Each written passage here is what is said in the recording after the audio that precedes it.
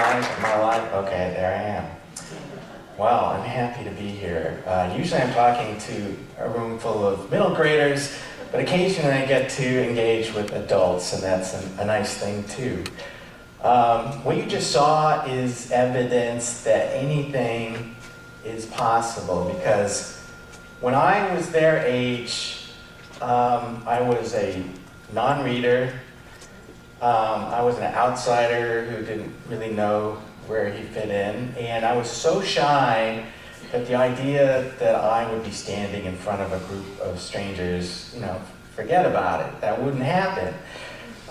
So anything is really possible, and the idea that that kid is now doing what I'm doing amazes me, but it also shows the kids that I talk to that anything's possible, because I was like a lot of the kids that I deal with.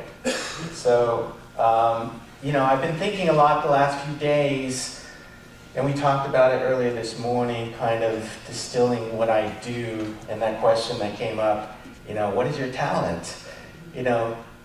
Sure, I can tell a story, but even more important than that to me is this idea about connecting with people. And I've gotten to the point where I can walk into any place, and believe me, I get all kinds of warnings. I go places where most people don't go. And it's like, you're going where? You don't want to go there. I'm about to walk into an auditorium full of kids, and the teachers warn me, like, well, they're not really going to sit there for an hour and listen to you, and it's going to be pure bedlam, and, just warning you. And then they come back at the end, and 300 kids are totally quiet and focused, or everybody's asking questions and total engagement. And so they ask, how do you do that? And I'm not a magician, and I don't have any great secret. It's a very simple thing, but most people don't bother to do it. Because when I walk into a school and kids are coming into the auditorium, what precedes me is 10 minutes of people telling them what to do, or what not to do. Like, don't do this, don't do that, okay, you go there, you go there, we have a guest here, we're gonna act, like really berating them, boom, boom, boom, boom, boom. And so I come along, and I immediately start talking to them. I talk about how great it is, for me to come here. And it is. It's like one of the great privileges of my job is that it gives me an excuse to travel all over the country and to go to places I've never been to Michigan, never been here, and more importantly, to talk to people and kids, because that's what fuels my stories. I write about real life. So, these books all came about because I stumbled across something in real life completely by accident, something I never heard about, something I didn't know was going on, and it just kind of sparked something in my head. It made me realize this is a story that needed to be told that nobody else was telling. Because for me, real life is just far more interesting than anything I could just make up from scratch. So I kind of start with real life and build up from there. So, a lot of my stories take place in neighborhoods, kind of like the Heights, that most people have a certain perception about, or they see the headlines, or they see the news, and I like to get in there and tell the other story, about what makes this community special. So in this case, and with this book, Ghetto Cowboy, it's a community in North Philadelphia, which most Philadelphians will tell you is the most dangerous neighborhood in the city. And in many ways it is. But also buried in this neighborhood is this amazing world of black urban cowboys who have been saving horses from the racetracks for 40 years and then turning around and giving them to the young people there, because their idea is, there's a lot of gang activity, But if you own your own horse, that's a full-time job. You won't have time for anything else. So literally, like some kid just minding his own business is like, here, this horse is yours now. And it's like, what? What I do, I see happening all over the place. Like this idea, I'm trying to inspire kids through books. These guys are trying to inspire kids through horses. We're doing the same kind of work. I did a graphic novel called Yummy, which is used in a lot of juvenile facilities and a lot of urban schools. And it's a tragic story. It's a true story that took place in the south side of Chicago. But it's a story that makes even the toughest kids, the most out of control kids, sit up. And the comment I hear the most from teachers who use this in their classrooms is that, the class, which is normally totally out of control, when they were reading this book, like you could hear a pin drop, and how does that happen? Well, because these stories speak to them, it speaks to them in their voices, and it cuts through any BS and gets right into it, and they know it's honest, they know it's real, they know that I'm not lecturing to them, I'm trying to tell this story in a simple and honest way, and I'm not trying to make it into a morality play. I'm leaving it open for them to decide, what the ramifications of the story is and how it applies to them. But I get more letters from this story about kids who saw themselves in this story and it actually impacted them so much they really wanted to change their life, So not just fan letters like, oh, this is a great book, but I need to change my life, how am I going to do it? So my work dives in and gets in quickly and deeply. What those guys were doing with horses, these guys are using the game of chess. So I met all these chess mentors using chess to change young people's lives. And I was amazed by what they were doing because they were actually applying chess strategy to people's lives. Because they saw the game of life as the same as the game of chess. And that the way you think in a chess game to win, you can actually use that to win in life. And so I've seen individual students, but I've also seen entire schools change because these guys and implementing chess programs. So everybody has some kind of talent, whatever that is. It's a way to connect. It's a way to have impact. And so a lot of my books, are inspired by people that I come across in real life, and kids who are in really tough situations. Knockout games came from a school visit I did in St. Louis a few years back. And in the morning, I had no idea, what was going to go on. I walked in that school, was there all day, but they had a story to tell. So what was going on at that school, I had not seen or heard about before. And it was, tragic, and it was heavy, and it was, like things that were going on in the Heights, sensationalized by the media, but not really understood. And so by the end of the day of hearing these kids talk about what was going on, I was like, wow, that sounds like a book. And they were like, well, yeah, why do you think you're here? They wanted me to tell this story, and in fact, they had a story worth telling that nobody else was telling.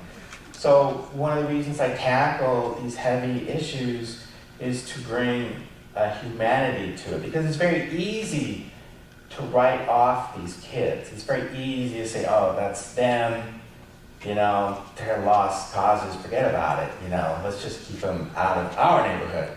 But I try to put the reader in these kids' shoes so it's not so easy to write them off, so you can understand what they're up against in the world and what they're dealing with and why they get involved in these things and how it impacts their lives. So I'm constantly talking to people, young people, about how we naturally judge others, because how people look and how they talk and what neighborhood they come from, that's like, you can write somebody off just with that information alone.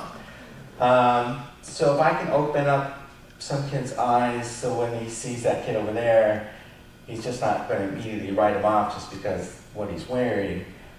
Maybe they can engage as actual people. That's a simple act, but it's a powerful act. And so, through my work, I'm trying to just open up these kids' minds a little bit more at a time. So I did this book about Johnny Cash, which on the surface seems really different than these other books I've mentioned.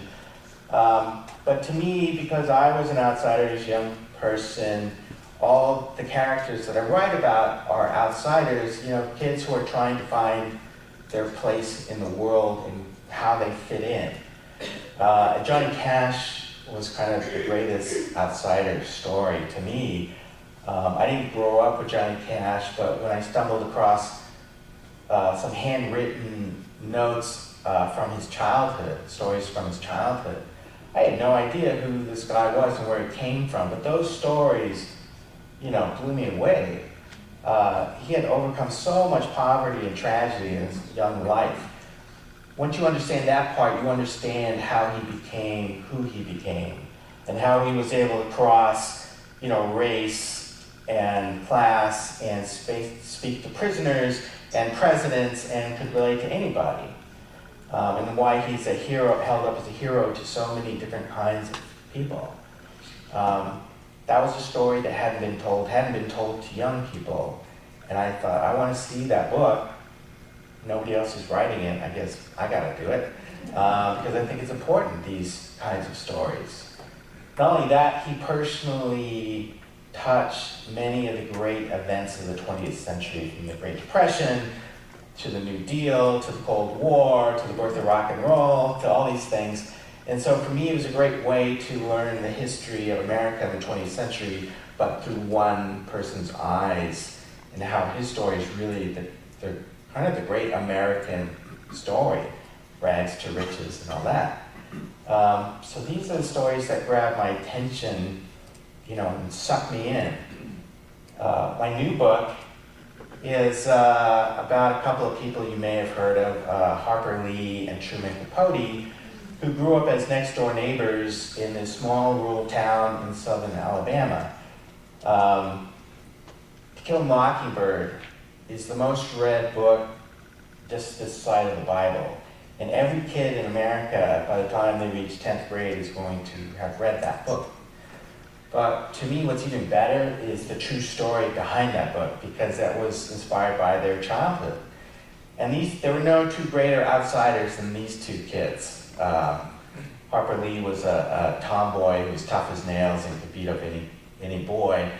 And Truman Capote, you can see, wearing these little suits and total bizarre character. And they're living in the Deep South during Jim Crow era segregation. They're having run-ins with the Klan and all kinds of amazing stories. Again, nobody has ever told these stories. So I've kind of become, I feel like the story sharer, Like I've discovered these things and nobody has written about it, so therefore none of these kids know about it. And so, I do what we do now when we stumble across something great or tragic. We share it online, we post things online, but I'm posting it through books, basically what I'm doing.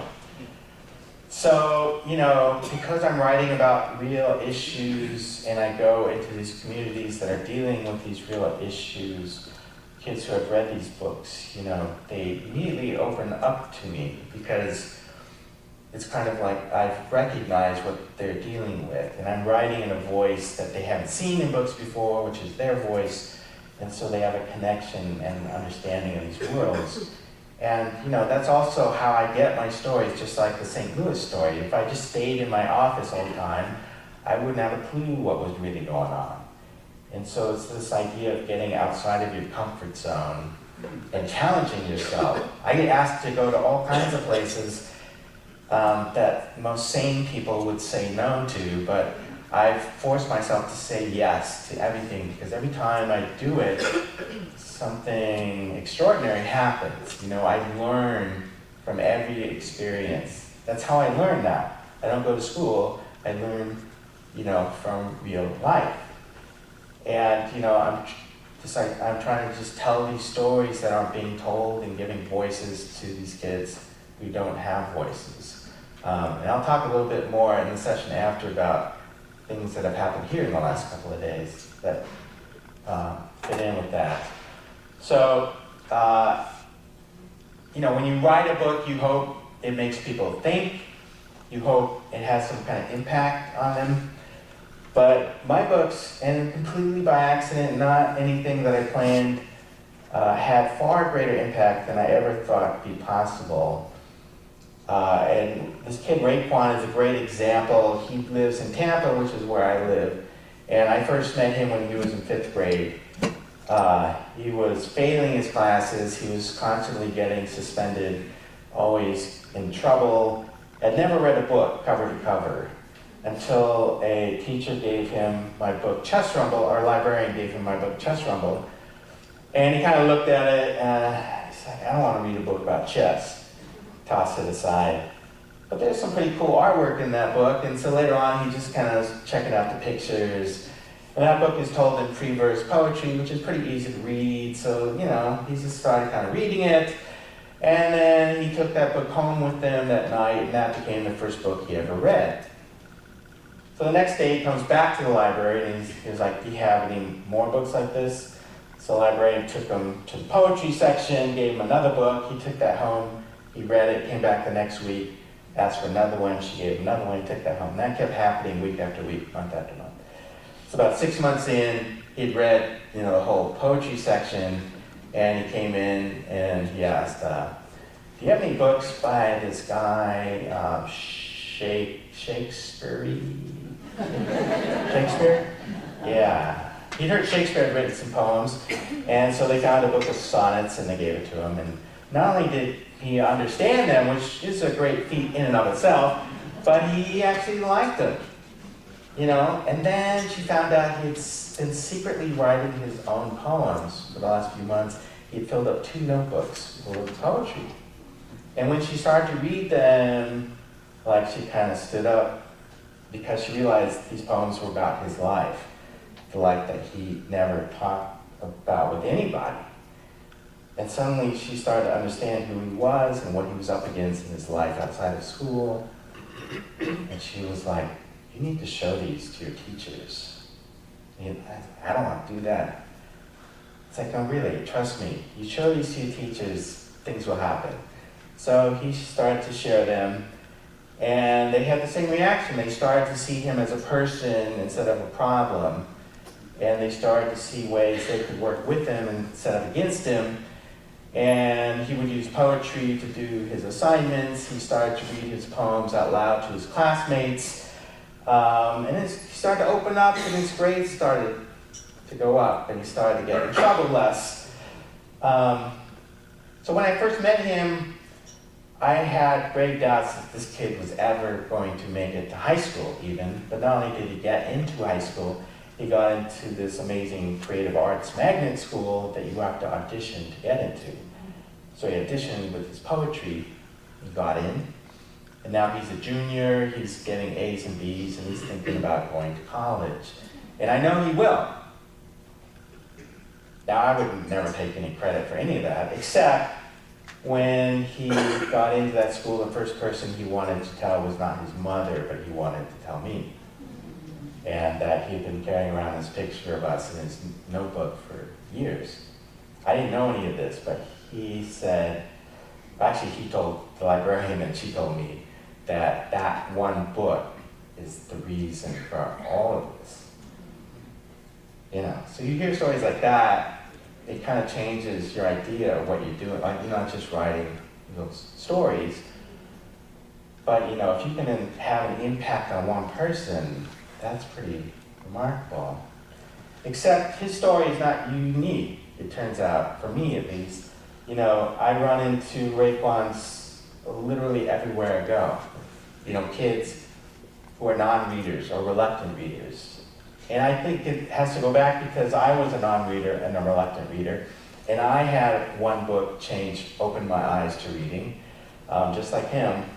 And so when I write, I'm kind of writing to myself at that age. and trying to surprise myself, like change the rules of what a book is and what a book could do. And they recognize it, and they kind of grab onto it, because they didn't know you could do that, or that you could tell these kinds of stories, or you could talk this way in a book like they talk. And so the comment I hear a lot is from librarians who tell me this, like kids, like, this is my book, this is a book about us. And the other thing I hear from librarians all over the country is that my books are amongst the most stolen. And then you understand like what a great compliment that is, because a lot of these kids can't afford to buy the book, but they covet it so much they can't give it up. But the other half that I would hear later is that they would secretly pass it around to their friends. So it's like this underground circuit. So my books don't appear on the New York Times bestseller list, but I think they're read more than those books. There's just no statistics for that. But that's more meaningful for me.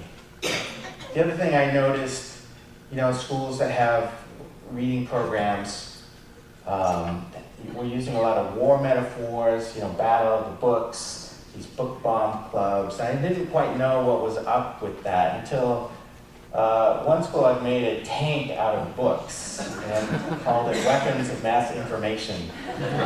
And I started to think, maybe my books are like ammunition, and I'm kind of firing them out at kids. And if I'm really lucky, and I get a direct hit, I might blow their mind. So that's kind of, my life. I'm trying to inspire kids, but I feel I'm getting inspired even more by them. And that's a pretty terrific way to live a life. It's become this really great circle where I'm sharing with them, they're sharing with me, they're helping me share with others. And so I'm glad to be here to share with you. And I look forward to the session after this where we can engage more one-on-one. So thank you for your time.